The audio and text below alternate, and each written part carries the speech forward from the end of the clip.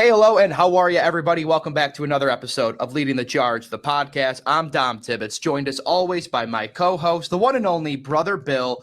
Week 4 is in the books, Bill. 31-19, the Bills start off 4-0, one of only two teams now in the NFL that are 4-0. 31-19 win over the New Orleans Saints. Listen, 4-0 is nice. We kind of said it last week, Bill. We can still be critical of a team that is 4-0, that is playing some good enough football where they're hanging 30 points on a team, but maybe we still need to see more. I think the team expects more out of themselves. I think the fact that they're in week 4 gives them a little bit of grace. But general takeaways, how did you feel about this one? Tickets were expensive. It was a beautiful 1 o'clock day. So you were back home watching that, taking it all in, working on some future videos. Just thoughts watching on the couch. Did it ease your nerves at all being on the couch watching this one? Or do you think being in the stadium surrounded by 70,000 plus would have made you feel a little bit better? That's a tough one because when you're watching on the TV, you see more, so you get mad at more. But then also when you're there, you're like kind of blindly watching because you're also like so involved and you're not catching all the little nuances. Right. So I might have been like blindly raged more than I was like getting like upset at the little things I was seeing. But win's a win. Like we said, the saying last week that we don't really know the saying. They don't ask how or whatever. We still haven't figured out the saying. Yeah, it's been over a week now. We still don't know. But like we won. It didn't feel great again, kind of like the Dolphins won, but like, we did win. We're 4-0. That's awesome. Yeah. And the vibes were there. Big Phil was hyping up the crowd. I was in my glory watching. I think they did a whole like talk about it on the broadcast too. Like they were like, here's a fan favorite, Jordan Phillips. And it was like a long, like, I think they might have called a timeout or something. So they got an extended 30-second clip of him waving his arms, which fired me up. The extended release of stress. Yeah, the extended release of Jordan Phillips. There's a bunch of – so I got a few shots, and I sent one to you yesterday of – like I was behind him walking in the tunnel, so I just took my phone out real quick because I missed him walking into the stadium. But there was one where I think it's the one you're thinking about where there's a timeout or there's a long just pause. And the best thing that like the funniest – and we'll get into this more later in the show about Jordan Phillips is like – he's offsides for 50% of the entire time. Like that's what I love the most is like you're kind of watching him and the team's like breaking a huddle and he's just on the other side of the football. And then magically, like he just knows like, all right, time to retreat. He comes back in a defensive huddle. It's probably getting the call late. Terrell Bernard's probably like, where's Phil? He doesn't know our assignment. Phil just comes in like, this is what I'm doing. All right, cool. Break. Here we go. I don't remember who was one of the, media members last year was talking to Terrell Bernard and about how like they practice him not being like around for the play call. Like they know he's off doing his thing. And like, that's how they practice like him being on the field and he knows to get the call late. Like they know to give it to him late. And so it's like by design, like they just let Big Phil do his thing. It's pretty cool. Well, since we're on it, let's just dive right into the Big Phil thing. Let's not even waste our time because this obviously is a big day, and I want everybody to know the little backdrop of the story here. So, on Saturday, was it Saturday, Bill? Did I text you? Was it? Yeah, Saturday like evening. I want to say. So I text like Bill 3-ish. Yeah, and I text Bill for this segment idea. And I'm like, hey, because you're king of the Jordan Phillips fan club. I think it'd be a funny segment if each week Bill was going to write a strongly worded letter to Sean McDermott each week, and it just gets longer and more creative about like why Jordan Phillips deserves to be on the field. I legitimately sent this text to you, and then maybe 5 minutes later, he's activated. So I sent it. I was going out to the store. I sent it to you before I started operating motor vehicle. As I'm 5 minutes into my drive, boom, Jordan Phillips elevated. And then Bill's text was so much for that segment idea. But obviously I'm ecstatic because I knew when we recorded it was going to be a big topic of conversation. For you, when you see that happen, when the moment first originally happened this offseason, when they actually brought him back in here to have like the coronation of all of it coming together, what was your reaction? Oh, dude, I was fired up. It's so awesome. And then like I get on Twitter. I think you were the one who broke it to me because I was off doing some things with the marching band and stuff. So I got your text and then went on Twitter and I immediately had like 100 tags on every like Instagram, Twitter. Everyone's like posting me like someone check on Brother Bill. I shot him a text. He was fired up. So that was cool. But yeah, I was excited. I love when he's out there, man. He just brings the hype so much. I tweeted it. I put it on our Instagram collab that I brought you in on too. It's like no one knows how to just get the arm flailing, get the people going like Jordan Phillips. I tried so hard, Bill, to find your Big Phil song and make that the music in the background, but Instagram did not have it in their music library. So whoever your publisher of your song is there, get in touch with them. We need to get that on Instagram so I can start using that in Reels. But yeah, it was fun. Jordan Phillips back out there. Defense we'll get into a little bit. I think we start offensively with the topics of just getting to this game, Bill, because, again, we're talking about a team that scored 30 points again, 31 in this win. But we get to be critical of a team that you just feel like for so much of the second quarter, it just sputtered. Like they hung 14 points in the first quarter. I looked over to Dan Fates on the sideline, and I said – or maybe it was Fates or John Acosta, and I went, this team might just score every time they touch the ball. It were very remnants of like the start to like the Brian Daboll AFC wild card matchup against the Patriots. So like this team just feels like they're going to run all over them. And then the second half, it just sputtered.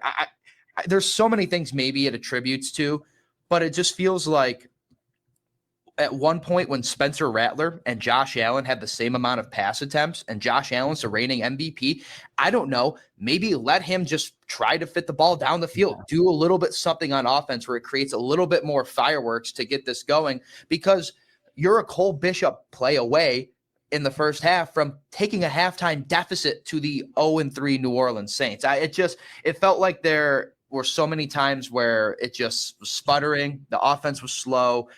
I was kind of questioning some of the play calls.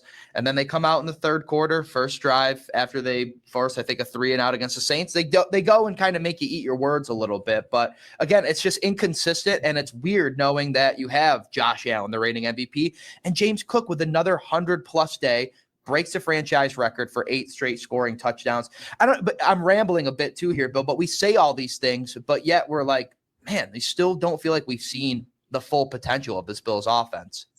Yeah, it just feels like it just stalls out for a while every now and then. And it's like, it's easy to overlook that and like be happy, which we are happy, but you're playing the Saints. So like, it's easy to kind of recover. Right. But when you're in the playoffs or you're playing a better team, like that's kind of the anxiety that creeps in that makes us feel uneasy or maybe ungrateful-ish, because we're like, dude, we should be doing more. And I think I tweeted during the game that like we'd be in the gutter if not for Josh Allen and James Cook. And some people got mad at that and stuff like that. But it's not like I'm saying, a lot of people are saying like, oh, if you take the 2 best players off a team, like obviously you would be. But it's more like those 2, in spite of what's going on around them, are succeeding. It's not so much like the play calling's kind of not there. Blocking wasn't what we're used to yesterday. Receivers aren't maybe getting open downfield, and they're kind of taking matters into their own hands and like taking over, which is what you want your 2 best players to do. But like, it doesn't feel easy or planned out or like what it should feel like, I guess.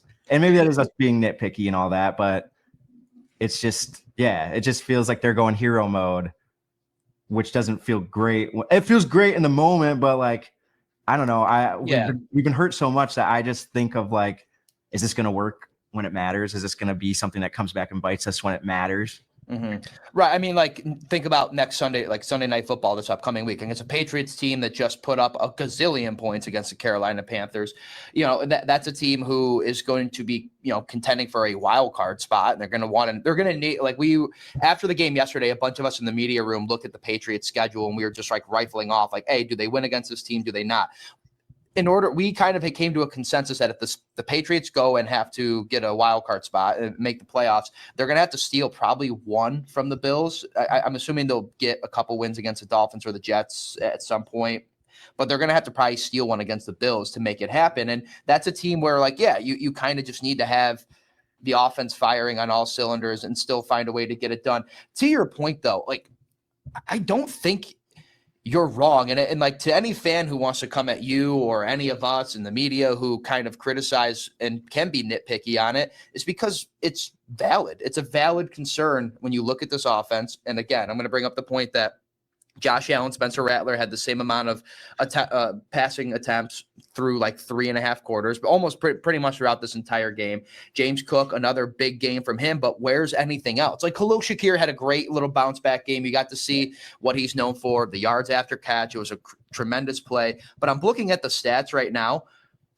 Shakir had 5 receptions, Keon with 3, but then Kincaid with 1, Josh Palmer 2, James Cook had 3, Hawes, Curtis, Dawson. Like, you look at that stat sheet, we're going to say it again. We've said it a million times. That's the everybody eats offense.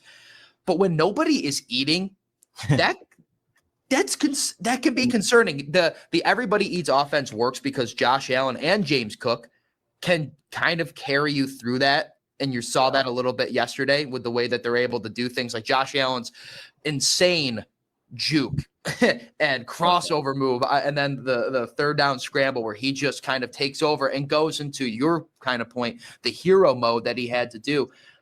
That's all fun. And like, that's the Josh Allen that is going to, contend for another MVP award. And the James Cook that might be the leading rusher in the NFL this year. Like, he's on track to do that. That's the kind of things you see. But when nobody's eating on this offense and you don't maybe have, and I'm going to say it, but the number one separator and somebody on the receiving core that can really strike fear in the offense, yeah, I think you're just kind of seeing things sputter out a little bit and you're seeing the inconsistency. And it's very fair, folks, that whether it's Brother Bill or me or anybody else, we can be critical of a team that has Super Bowl expectations, because when it does matter, we haven't seen it play out the way it should have been for the Buffalo Bills. We're kind of all victims of watching this team in the past for years and years, to your point, Bill, about this team that hasn't been able to get it done when it matters the most. And we're talking very early in the season, week 4, but these are the kind of things that like you can't have against the Ravens if you go see them in the playoffs, or the Chiefs or the Chargers, the Colts in the playoffs down the road, like the Eagles when you think about big regular season matchups upcoming there too. It's very valid, and you always have Josh Allen that's going to alleviate your concerns, but I think we're very, very fair to give them some criticism. And I think, like, also talking with Josh and hearing Sean talk yesterday too, they're kind of critical of themselves too. Don't think that like the Bills are like, well, anybody who isn't looking at us and being like, oh yeah, we're doing everything great, like thumbs up. No, they know things could be better too. Josh was pretty down on himself for a couple of those, the penalties, the sacks that he had to take too, which credits the defensive front from the Saints. I thought they had a really good day against some of the Bills offensive line, but yeah, it's a very fair criticism, and it's something that we'll have to see if this team can kind of figure it out and get a little bit more consistent. And I do want to say, when you went over the reception tallies and all that, like, I want to say in the first 2 possessions, you had 2 Keon catches, 2 Palmer catches, the Curtis Samuel catch. Like, that was that bulk of like Keon's 3 and Palmer's 3. Like, that was all done right away, Mm-hmm. And then it just kind of like there was a chunk where like nothing happened, and like Josh just took over and James took over, which like going into the season, a lot of people were like, let James walk, all that stuff. And we got Ray Davis. Like, Ray Davis doesn't see the field anymore. And James Cook, I always thought was a top 10 back. Like, I am like loud and proud to say, like, I think James Cook is a top 3 running back right now. Like, he is one of the top guys in the league. He is underpaid. We got a steal. And I'm so happy. Like, I know I was nervous that Bean he's never paid a running back before. I didn't know if that was right. His way of doing business, but like, I think he saw what like some people saw and knew that was special. And again, like a lot of people say over the summer, it was like, oh, he only gets 50% of the plays and stuff. And I was like, that's the biggest problem, I think. Like, he should not be getting this is what it should be. Like, he is a dog. He is like a workhorse. He is so good. And maybe with the Ray Davis situation, like maybe when we get a little more healthier on defense, do we see Frank Gore Jr. get elevated? Because like Ray has been, it's been quiet for Ray. Quiet, like not even getting carries really.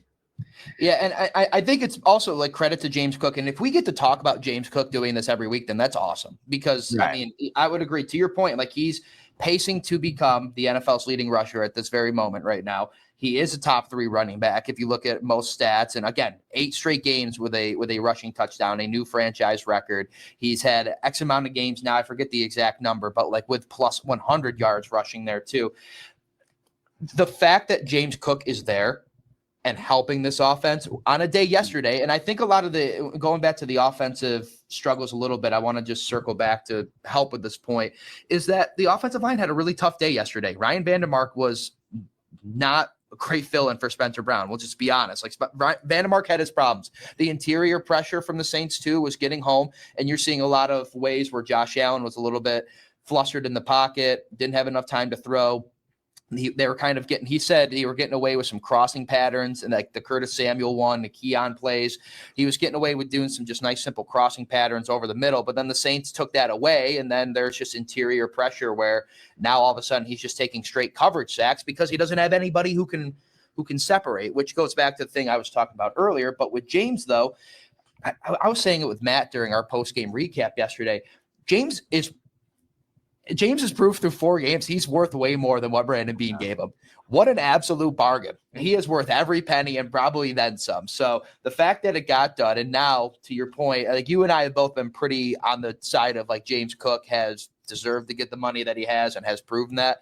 We get to keep talking about him. That's a great problem to have because it takes the pressure off of Josh and it helps with this everybody eats mindset too. But when that is taken away, though, that's the part I go back to. It's like, who else is going to step up? Like, if it's not James, it's not Josh, where else can this Bills offense get some help? And those are very valid questions that we get to ask for a team that is still 4-0. They found a way to get it done, 31 points, not taking anything away from there.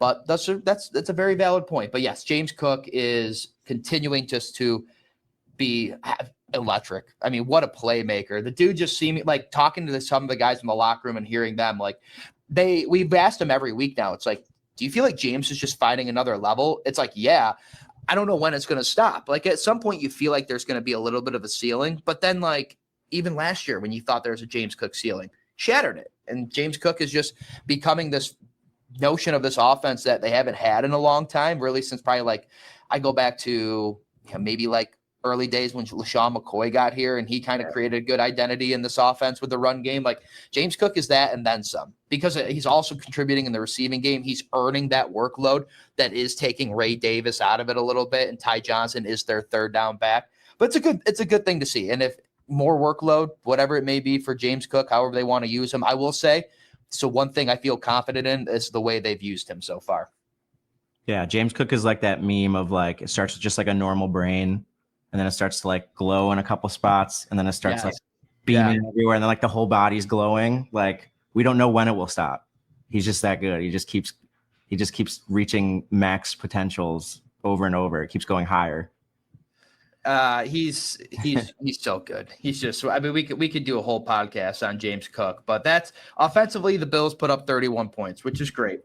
Defensively, though, I still think you're going against another team and another offense, very similar like we talked about last week, Bill, with the Dolphins. It's like that's an 0-3 team, backs against the wall, trying to get their first win, set the culture right. They're in a different position than the Dolphins. And I mentioned this yesterday. It was like Mike McDaniel was coaching for his job against the Dolphins. And like that's a locker room where it feels like things are lost and the culture is a little bit shattered. The Saints are trying to build something around Kellen Moore. So while it's the same mentality of like backs against the wall, team is desperate, a little bit of a different scenario with the New Orleans Saints. And I think there's still some pieces too. Like offensively, you have Alvin Kamara, you have Chris Olave, you have Juwan Johnson, who is a freak of nature type. He is a big boy. He looks like a very just I'm trying to find the right player comparison. Like if Calvin Johnson was a tight end, like that's the kind of size you're looking at. He's a big dude. So there's some good signs, and I'll start with the good there too.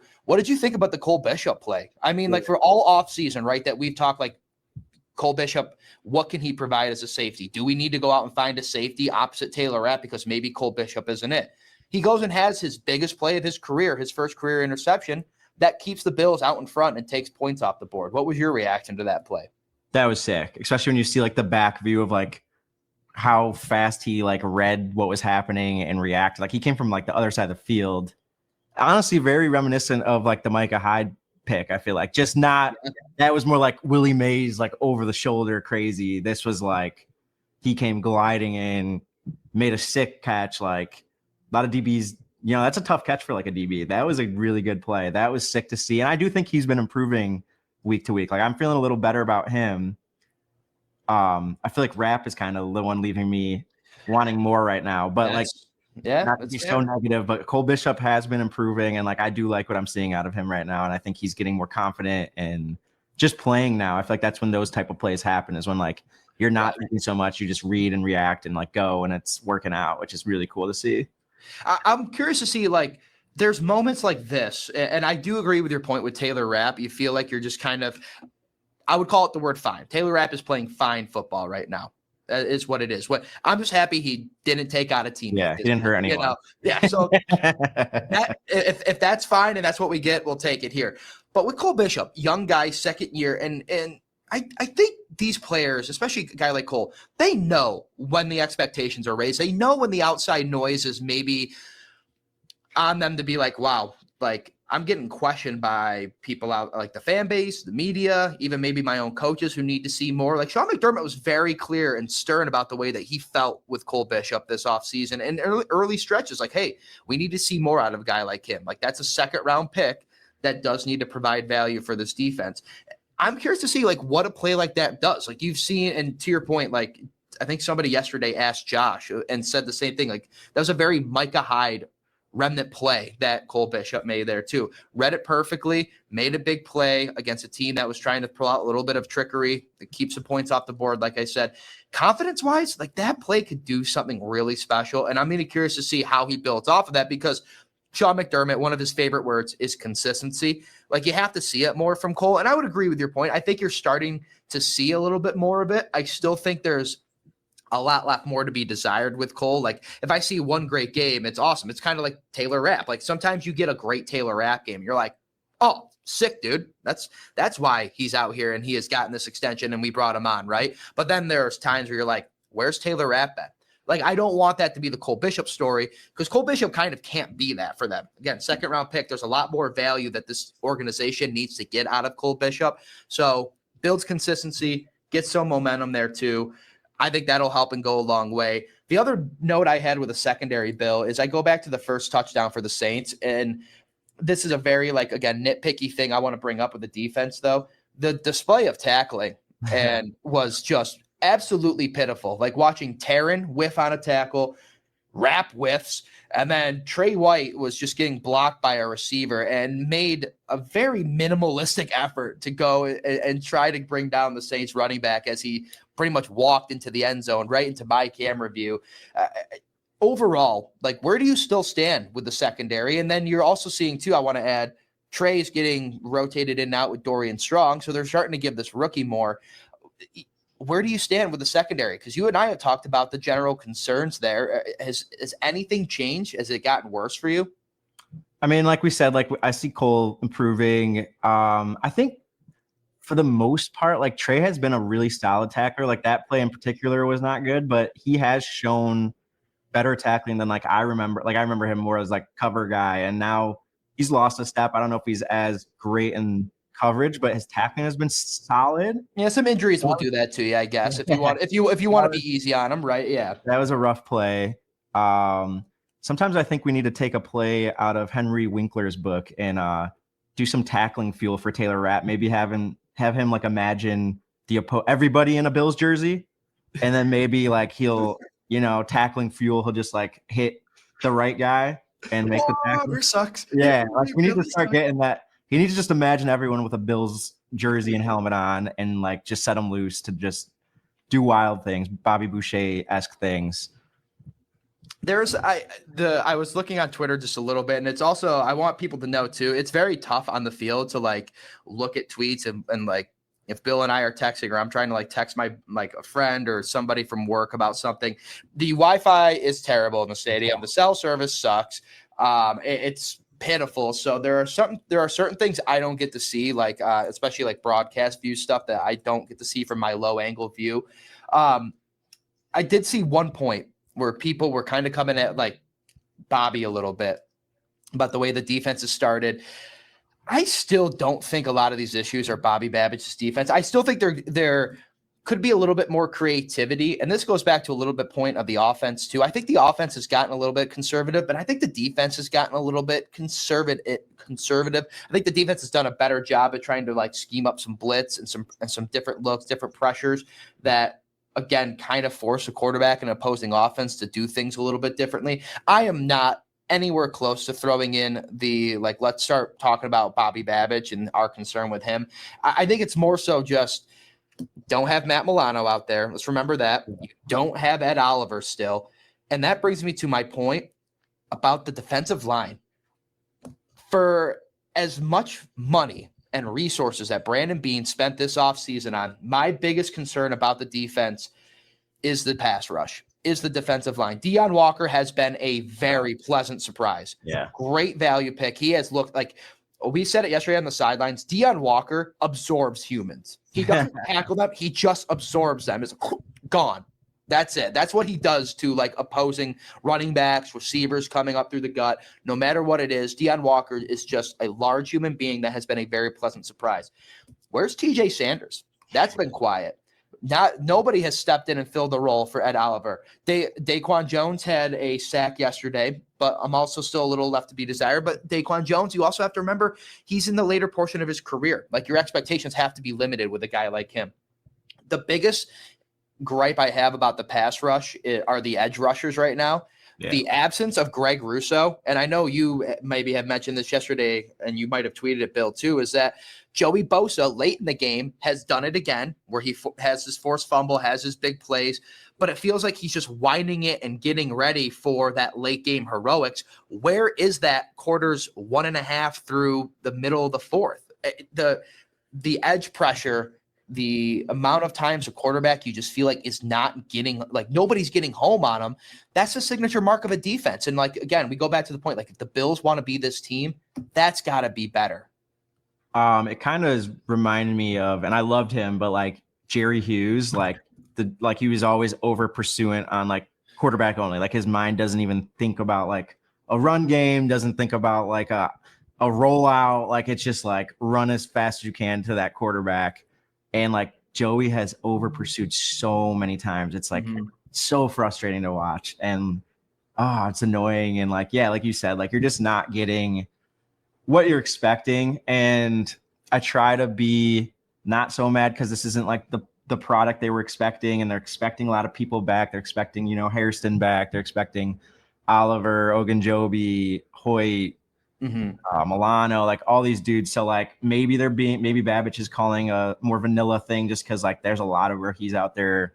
There's a lot of new guys out there. There's a lot of dudes who would be in like replacement level roles that are starters right now. So I can get that. And it's just frustrating. It's frustrating to see. And it's frustrating. I try to keep telling myself that because I get frustrated. And I know people get kind of mad when you criticize some things and all that. But just, again, like we say, we know we're being a little nitpicky and all that. But like, it's almost riddled in like anxiety over our lives as a Bills fan. Like the losses, how we've lost, the playoff losses. And like, yeah, I'm happy we're 4-0 and I'm happy it keeps working out for us. And I love, this team and I love the coach and I love the GM. Like we said, we could be critical and still like support these dudes and love them and be happy. But every time stuff like this happens, it's just like way back in my brain, there's like this little anxiety of like, is this how we're going to lose in the playoffs? Is this like the same old story? Like every year the season ends and Brandon Beane comes up and tells us that like how you lose in the playoffs is is just like a culmination of all the things that, you messed up or struggled at throughout the regular season. It always culminates to like a snowball effect. And that's like how you lose in the playoffs. And they go into the offseason looking at those things and trying to fix it. And like you said, they've put so many picks and signings and like so many picks, like specifically a lot into the D line. And like you pay Rousseau and it's just not showing up. And it's not that I'm not happy to be 4-0. And it's not that like I know there's people coming back and maybe we'll see like this defense take a next step and elevate when those dudes do. But like it's tough to be like totally excited about what we're seeing on defense and not be a little nervous and, have this like PTSD of what we've always seen and felt come January. No, well said, because I go back and like my biggest gripe about the defensive line, because I go back to a little bit of what Bean said. And then when I watched the Eagles beat the Bills' biggest playoff nemesis, which has been the Kansas City Chiefs, let's call it what it is. I know the team's a little bit different this year, but look what they just did against the Ravens last night, right? The Eagles pass rush brought a simple 4-man pass rush and won the Super Bowl based off of that. So then Brandon Beane came in this offseason and said, hey, look what Philly did. Like, when you get a good pass rush, let's do that. I liked the Bosa signing. I liked them giving money to Greg because I thought we were going to see more from Greg. I thought he hadn't reached his full potential yet. And then the TJ Sanders thing excited me. Deion Walker was a guy that they graded in the first round the year prior, but then he had a back injury that brought him back to a 4th-round pick this past year. All these other things. Michael Hoyt was a part of that Rams defense in the Super Bowl. It was really, really good. And Larry Ogunjobi has just been around the league, and he's a big body that can help. If the world was perfect and they both didn't get suspended for PEDs, I think you're seeing Ogunjobi probably out there and much more of a rotational, but if not starting over, I think at this point, probably Deion Walker is going to be starting, but let's just say like he's out there more than you're seeing TJ Sanders, who we haven't seen anything out of, maybe even Daquan Jones, who knows. We had a discussion about it yesterday with Michael Hoyt, and somebody brought up, it's like, hey, Michael Hoyt, why are we putting so much stock in like optimism in a guy that we haven't even really seen out there, that hasn't really had this Pro Bowl or any big stats in his careers? Why are we putting so much stock into him that he's going to come in and be anything better and help out? My argument to that is, what worse could it be? What else does Michael Hoyt do that you're not getting out of Greg Rousseau or Joey Bosa until that is a really good point. Sorry to cut you off, but like these dudes that were like kind of talking about that, like we're saying like these reinforcements are coming and all that, like they are rotational pieces. Like these are not like our starters. I mean, besides Ed, obviously, but like Ogunjobi and Hoyt are like dudes who are going to like rotate in. You're hoping you get like a spark from, and we're not like, they didn't sign, I don't think, to be your starting DNs or D tackles. So like, even if they come back and they provide that spark, you still need to see your starters do what they're paid and brought here to do, 100%. Which I don't know if we are. Greg Rousseau has got an $80 million deal this year. Like that's a lot of money. I think Bosa is a 1-year, $12 million deal. That's a lot of money on edge rushers where you're just not getting it. And I don't want to, and this is the fact of being nitpicky, is like, I know Joey Bosa has had some really good late game, like against the Jets late in the game, he was really good. He had that forced fumble right at the end against Spencer Rattler. I saw it perfectly. It was just everything you imagine. It's with Bosa, I think you can get away with it more because that's what he was brought in to do. It's very Von Miller role-esque without having the Von money and responsibility. Joey Bosa's main role that I think everybody needs to see, that I think Bills fans would be happy to see Joey Bosa do, is that in those late game situations, when you need the big play, he's going to come up and do it. If that's the way that he has to carry out the season, that you just know, like, hey, he's a winding clock when it matters most in the fourth quarter, that's what you're going to get. I think you take it because he's on a 1-year deal that you don't know what's going to happen after. And that helps you maybe hoist a Lombardi if you're the Bills. I think you take that. Greg Rousseau, though, is a guy who I have a long-term commitment to. He is very much better than Joey Bosa in the run game. Greg is a very good run stopper and does help on that side of it, which I think is like the yin to the yang of the Joey Bosa thing here. But also, like, you're a defensive edge rusher. You've got to be able to create pressure on the quarterback, and you're just not seeing him do that. So yeah, maybe a Michael Hoyt does have that spark. Maybe Ogunjobi gets in there and kind of creates a spark that some of these younger guys like a TJ Sanders can kind of read off of that. It gives Ed and Daquan some plays to take off as you get that spark too. We don't know that yet. And obviously I think the defense overall is different. If you have Matt Milano back in there, when he's healthy, he's a difference maker. We've talked about this plenty. Max Harrison, I don't know. He'll be eligible to come off IR now this upcoming week, that it's now week 5, because it's end of the 4-year IR that he had this, or 4-week IR, excuse me, had to staff 4-year. Whole rookie deal. Yeah, he's been on a 4-year redshirt deal. But like we still don't know in terms of like what we're going to see out of Max, because I don't know how the Bills, like how close he is to being ready to play. He might not be there, and they might be like, hey, we're happy with what we're getting out of Trey and Dorian. And then obviously CB has been everything we thought he would be. CB's been good. So there's not really anything we have to go to dive deeply into there. But yeah, it's just we can be nitpicky about certain things. I don't feel like the pass rush from the defensive line is nitpicky. Like that's a very general, for me, I think that's the biggest area of concern, because when you talk about a team that has the expectation the Bills do, Brandon Beane says it all off season that like this is the thing that helps good teams become Super Bowl caliber winning teams. We're 4 weeks in and I'm still having the same questions. I think we've talked about it every episode, Bill. So it's not good. And something has to change. And in a couple of weeks, when we're fresh off the Atlanta game, we'll see Ogunjobi and Hoyt return. Ed, I don't know. Like they haven't put him on IR, so I don't know when or if we're going to get Ed back. We'll have more of that later today. We're recording this on Monday, so McDermott will have his post Monday, press conferences, and maybe you learn a little bit more there too. So, but yeah, that's just that's where we are with this team. And despite all that, here we are, Bill. They are 4-0, and they're going against a Patriots team on Sunday Night Football. An element where Josh and this team has done very well, but I don't want to discredit the Patriots. That's a team who's hungry, a little bit of culture change. They're coming off a big win. So a good game in store there as well. Before we kind of go to our last talking points, is there anything else just in general about this game or offense, defense, Billy, we wanted to touch on?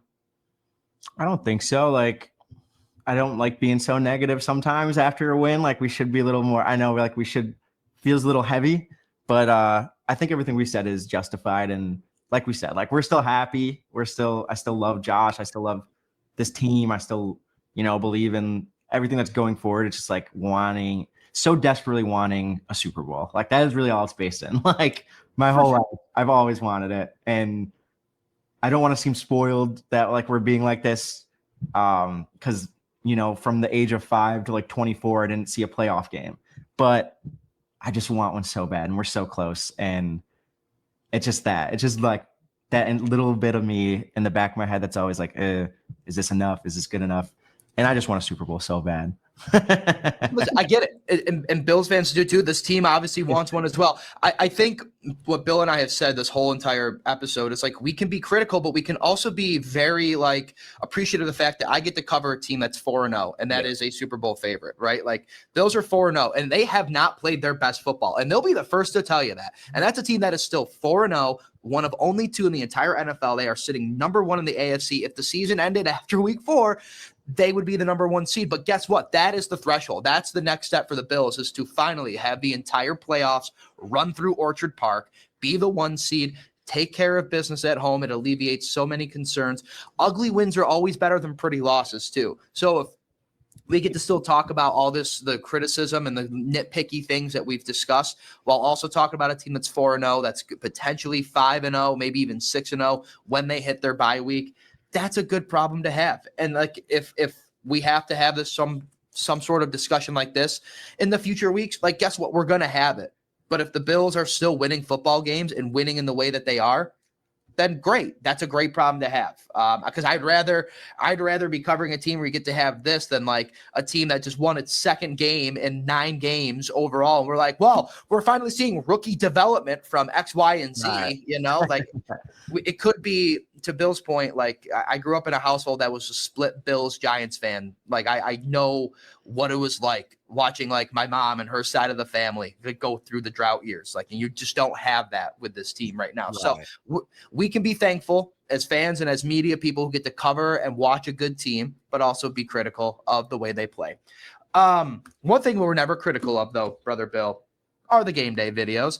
And this week we're going to go behind the video with Brother Bill, or I should say Conductor Bill, because all the Bills go marching in. I was expecting, so for those who haven't seen it yet, please go over to @TheBrotherBill with 2 E's on the to go check this out. His game day videos that drop every week, they are sensational. I was almost expecting when the Saints go marching in, but of course with the brand, I was like, you got to keep the music. I totally respect that too. But there's a band, a legitimate band full of like, can we just get a story of like who these people are, where you found them, and how you orchestrated that all, no pun intended? Yeah. So, dude, I feel like that. Do you ever watch I Think You Should Leave, like the Tim Robinson show? Yeah. Oh, of course. It's so and funny. There's like that one where he's like the wacky dude in the office and he keeps saying like, my mind works wildly. I see the world wildly and in wild ways, and it's just like a goofy meme that you see a lot. Yeah. And like sometimes I do feel like that, and I think it was like Wednesday popped in my head to like, hey, I should get a marching band, which seems like a really hard feat. And I reached out to a few people that I thought I could maybe get one from, wasn't working out. And I ended up reaching out to my middle school band teacher, Mr. King from Greece Athena. Haven't talked to him probably in 18 years. I used to play the baritone back in the day. And I reached out to him and I was like, hey, Mr. King, I don't know if you remember me. I played for you almost 20 to 18 years ago. I never practiced when you said we should be. Come get me from my class because I'd be skipping rehearsals and stuff. But he was awesome. He was like, oh, of course I remember you. Like you shredded the baritone, which he was just being nice. But he's like, hold on. Like he does the marching band for like all of Greece, I think.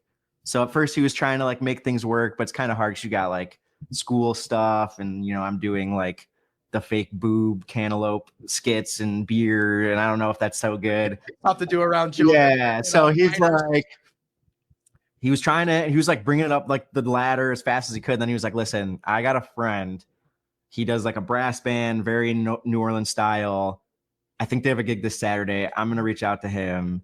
This guy's name was Tom Allen. The band is called the All In Brass Band. It ranges from ages 10 to like whatever. So there's like some like late 50s, 60-year-olds. There was some kids. There was everything in between.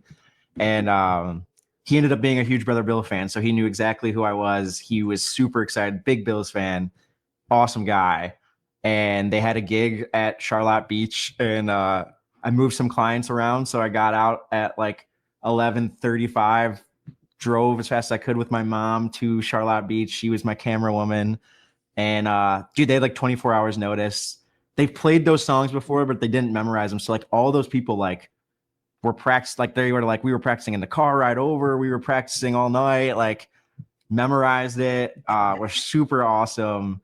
And yeah, I showed up. We did the Saints marching, stopped it. I was like, are you guys like, do you guys march actually? And like, oh yeah, we march. So like, had the whole scene of me walking around Charlotte Beach with like a tambourine as they're all like playing the Seven Nation Army. It was so funny, but it was awesome. Like Brother Bill, I love doing it, and it is like the coolest thing to me is like it's the epitome of community. Like I reach out to people, and I have so many friends who are willing to help and like stuff like that. Like, dude, I reached out to my middle school band teacher. And this guy went like above and beyond, found another guy, Tom Allen, who's like super fired up. Like, that's just so awesome. So shout out to them. That was so funny and so cool. And that was like one of my favorite scenes probably we've ever done. I got a video from, I think you on Saturday of just like the raw of you shit with tambourine marching. So your mom was there, which I also just learned too, by the way, as somebody I have a couple friends in Rochester and I don't spend all that much time there, but I always thought it was Charlotte Beach, but Charlotte Beach. So thank you for that too. It's also when I learned that it was Chile, not chili, a bunch of other things there too. So I get this video from Bill and I just like, I'm like, I don't know where I was, but I just busted out laughing because I'm like, this is because there's always so many elements to your videos, which I appreciate as somebody who like creates content too. It's just like, there's already so many storylines, and I don't think people give you probably enough recognition for how many steps and the editing and all this other organization that goes into the videos too. They were awesome. And that's what I was going to ask too, is like, at first I was like, oh, maybe he got a bit, I kind of maybe thought you were in band in high school or had some connections. And then I was like, wait, there's like adults and there's kids in this too. So I was wildly confused at first. And then, so I'm like, okay, I was like, Bill's leading children and adults through this park right now, which was hilarious. Don't age discriminate. We get everyone involved. Heck yeah, dude. That's awesome. That's so good. And then tell the people, look, so we'll have one for New England, and then obviously Atlanta coming up too. Got some big ones there. And then what do you do on the bye weeks?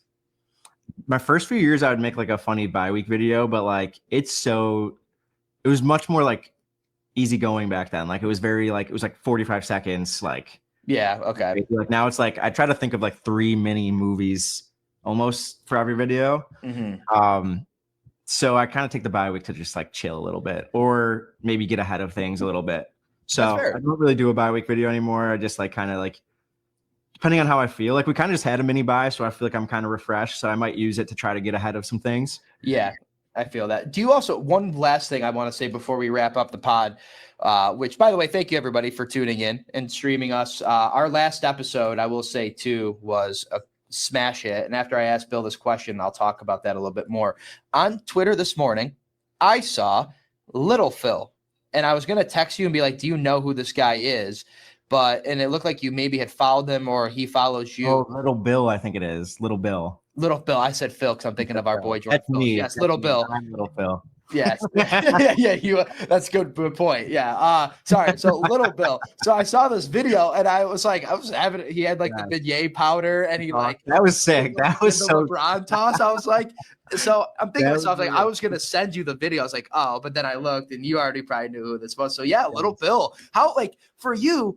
How crazy is that? Because you now have little children who are going out and recreating you. Like you've become like this, like Bill's Mafia lore that now like out of a skit that we've talked about, like just something that you started doing years ago has now grown into this thing that like I see like Joe Marino tweeted every morning, the guys from Cover One, I'm doing it. Like that's gotta be like on the full circle of what Brother Bill and your thing has kind of taken over. That has to be one of the coolest moments of the full circle. Dude, it's awesome. And like that kid's dad has been sending me the videos. He's done one every week. I think he just made the page and went like public with it this week. But like he's done one every week this year. I've had other kids, like some of my friends' kids that like dress up like me and put the fake mustache on like for games and stuff like that. It's so cool. It's just so funny and cool to see that. And that like there's some inspiration to them to be creative like that. The beignet powder was so creative. And I love that he's got a husky too. Like he's always got the husky. I'm like, this is perfect. That is awesome. It is so cool. The legend, the man, the myth, the legend, it grows, it spreads. And like I was saying too, folks, our last episode reached our highest viewership and downloads. So we very much appreciate that. We know we took a little bit of a mini bye week ourselves here, but we greatly appreciate everybody who downloads, streams, and shares these episodes. It's very new, and we know, again, we say it every week, but we're in a space where there's a lot of Bills content, but we appreciate that you, the viewer, the listeners are out there consuming ours and bringing it into your mix of Bills content. I always say this is a space that's open for everybody because that's what Bills Mafia is. They love their content. And we love providing it. So thank you very much. We have a lot of very fun things coming up. Bill and I have talked about some possible interviews that we're going to do, especially as we get towards the bye week. And, I will say the first snowfall, Bill, is going to be a good episode, I feel like. So I'll leave it there. Bill, any parting words to give to the people before we kick them off here on this Monday? Just like you said, thank you for all the, downloads and listening and all that. We appreciate it. I've never done pods before, so I feel like I'm trying to work through some, like I'm usually a silent film guy. So my voice and I listen back and I say like a lot. I just did it right there. I do too. I do too. I'm trying to get better at that, but I appreciate everyone for listening and tuning in and caring about what we have to say. And go Bills. Happy Victory Monday, everybody. For Brother Bill, I'm Dom Tibbetts. It's been the Lead in the Charge podcast. See you later.